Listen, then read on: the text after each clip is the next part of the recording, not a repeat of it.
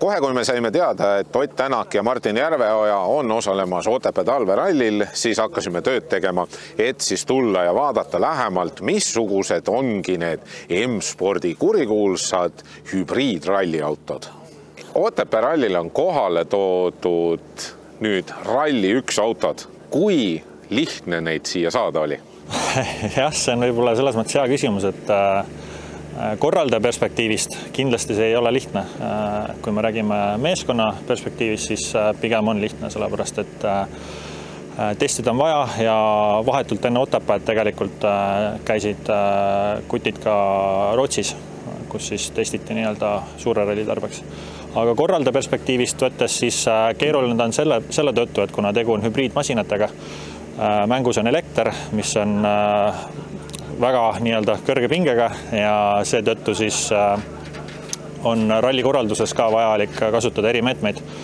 Juhul kui juhtub õnnetus, et siis peab rallikorraldaja olema valmis eelkõige siis turvatöötajate koolituse näol ja ka erivahendite näol, et see aparaat siis ohutult nii-öelda tühjaks laadida. Kui näiteks auto läheb punasesse, meie mõistes siis, et tekib mingi lühis, et siis sealt autost välja tulek on teatud võtetega ja siis selle auto käsitlemine katsel samamoodi on teatud võtetega ja vahenditega.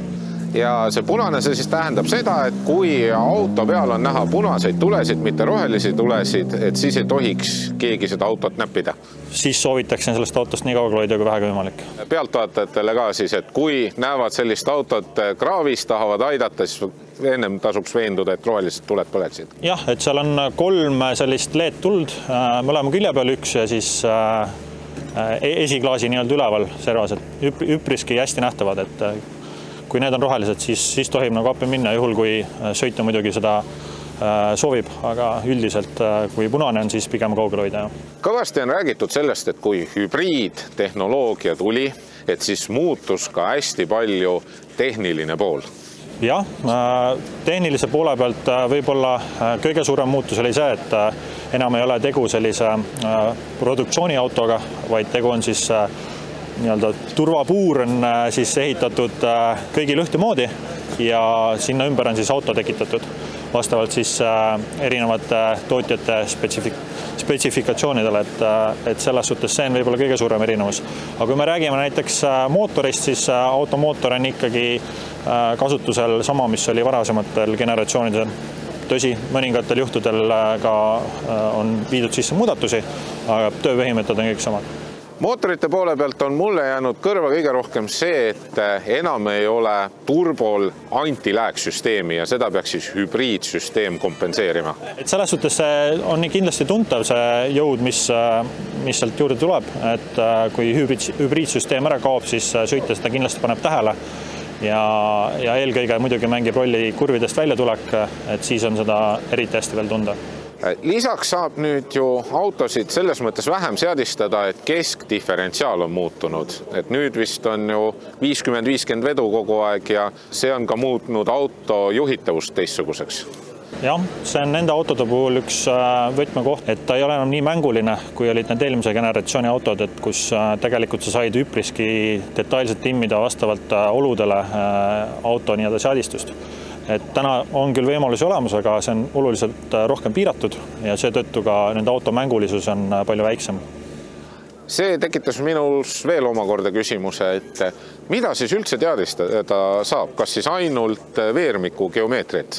Jah, põhiline, mida täna jälgitakse, on auto balanss, siis vedrustus ja siis erinevad veermiku osad, et kindlasti võimalused on läinud natuke ahtramaks, aga samas sõita saab ikkagi hästi ja võib-olla sõita perspektiivis sõidu naudingel on nii äge, kui oli eelmise generatsiooni autoga, aga kindlasti nad on ägedad aparaadid. Sa oled Otiga käinud kogu aeg kaasas alates Toyotast, liikudes Hyundai'sse ja nüüd Fordi. Kõvasti on ka räägitud seda, et nüüd olete kodus tagasi ja atmosfäär on õige. Kui palju on siis kogu see atmosfäär erinevates tiimides erinev? Võib-olla siinkohal saab öelda, et M-spordis tõesti see nii-öelda soov hästi teha oma asju on kõige suurem selles mõttes, et tegu on eratiimiga ja teadupärast vahendid piiratud, aga samas inimesed on hästi motiveeritud ja hästi nagu initsiatiivi üles näitavad, et kõik tahavad teha ja on tuhhi täis.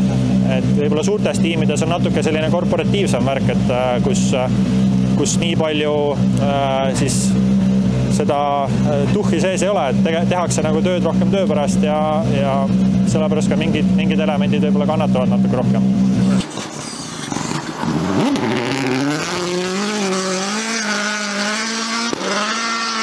Georg, sa said nüüd esimest korda hübriidauto kõrvalistmel istuma. Kuidas on emotsioonid? See on ikka päris julm masin, et selles mõttes väga-väga muljetavaldav. Kui palju on kõrvalistmel tunda seda erinevust nüüd võrreldes Rally 2, Rally 1 autoga? See on ikka väga-väga suur samm. Selles mõttes just see aerodünaamika ja jõudlus on täiesti teine maailm, et no eks mees ise oskab ka päris hästi sõita.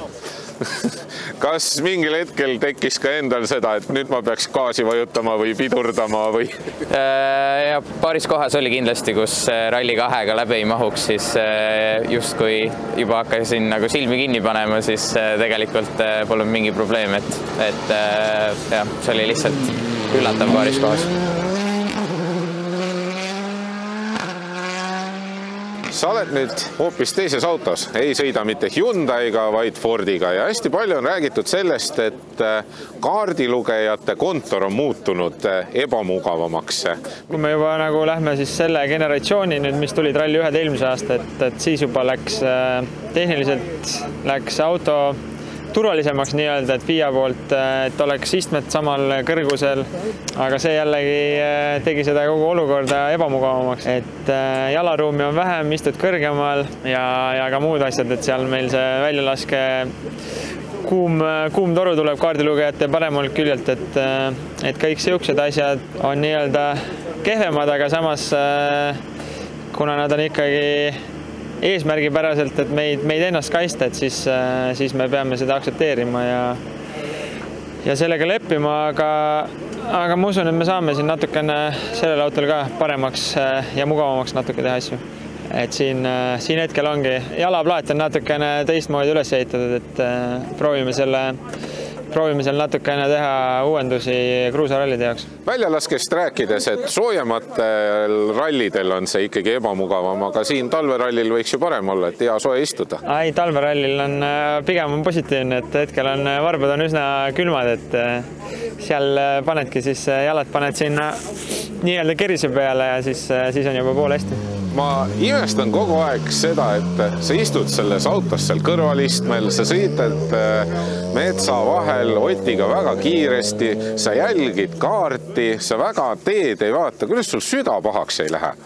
Miks sa arvad, et mul ei lähe? Ma ei tea. Et tegelikult varasemalt, ütleme siis karjääri alguses oli mul nagu päris palju probleeme sellega. Ma ikka olen just rajaga tuttumise ajal asfaldi peal oleme ikka autot seisma jätnud, aga viimasel ajal, ma ei tea, inimene vist on nii loll, et ta harjub kõigega, et viimased aastad on suht okeid on sellega. Kuidas meeskonnavahetus on mõjunud, et sa oled olnud Toyotas, sa oled olnud Hyundai's ja nüüd olete Fordis, reklaamite, et te olete kodus tagasi. Kas atmosfäär on nüüd kuidagi parem, mõnusam? Ja, eks iga tiim on omad eripärad ja nii-öelda tugevused ja nõrkused, et siin kindlasti jah, see atmosfäär ja õhkkond on positiivne, inimesed ei saaks öelda, et teistes tiimides ei oleks ka nagu pingutanud, aga siin nagu kuidagi on tunda, et inimesed on rohkem nagu meie taga ja see teebki selle atmosfääri heaks.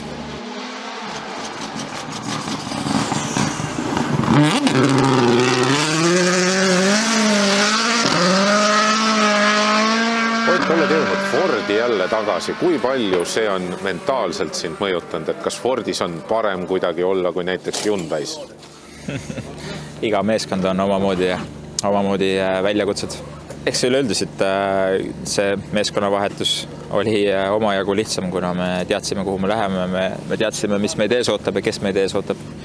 Et kõik muud meeskonnavahetused on ikkagi siiamaani olnud võõrasse seltskonda ja inimeste tundmaõppimine on alati üks kõige suurem väljakutse selle juures, aga ma usun, et sel puhul on see natuke lihtsam tõesti. Kui palju erineb nüüd uus Puma eelnevast Hyundai i20-st?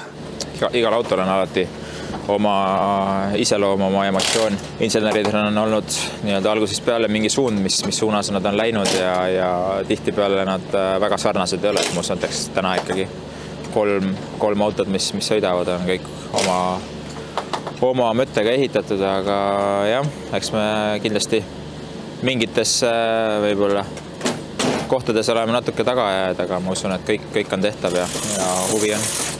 Seoses sellega, et hübriidajamiga kadus ära keskdiferentsiaal ja kuna autot on võimalik vähem seadistada, et kui palju saab teha, et see auto oleks siis nüüd ütleme enda käe järgi mõistlikum? Üleüldiselt see keskdiferentsiaali kadu on kõige väiksem asi üldse, et seda isegi väga kuidagi ei igatse, et ma arvan, seal on palju suuremaid muudatusi, mis selle nii-öelda uue ajastu tulekuga muutus, et ma arvan, need asjad pigem on sellised minimaalsed lood, et kõik muud asjad on võib-olla midagi uutmoodi, mis on vaja käima saada ja võib-olla on niisugune natuke väljakutse. Aga mis oli see eesmärk üldse, et Eestisse tulla sõitma, et tegelikult sa tulid ju just Rootsist veel sõitmast? Aga me Rootsis sõitsime ainult ühe päeva ja need väga loetud kilomeetrid ja ainult ühe tee peal, et selleks, et natuke kogeda erinevaid tingimusi. Täna ma olengi sõitnud ainult ühe päeva, aga seda ainult 5 kilomeetrise lõigu peal, mis tähendab, et ainult ühtedes oludes, et ralli mõte tavaliselt ongi see, et eriti kui on uus auto, et näha, kuidas auto käitub erinevates oludes. Ja viimase küsimusena küsin, et kindlasti paljud fännid tahavad teada, millal on see auto nüüd sinu jaoks nii hea, et sa võid 100% seal ennast kindlalt tunda? Eks näis. See võtab aega, ma usun. Ma arvan, Montes me kindlasti väga tugevad ei olnud, et loodetavasti Rootsis oleme veidike tugevamad, aga ma arvan, selleks, et me päris konkurentsis oleme, selleks läheb ikkagi veel aega.